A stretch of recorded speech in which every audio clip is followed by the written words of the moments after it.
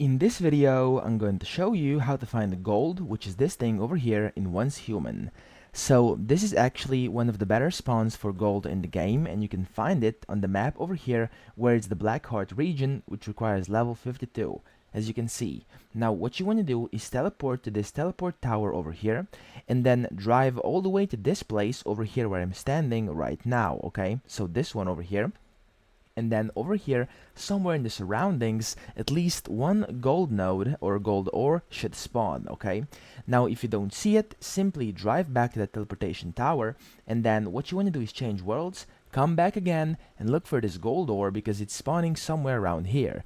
Now, an additional thing you can do is also clear up some of the other ores, because if you clear them up, you leave up more space for this gold ore to be able to spawn. So yeah, that's pretty much it. Good luck finding your gold ores, and I hope this video helped you out. If it did, please subscribe to the channel and help me out as well.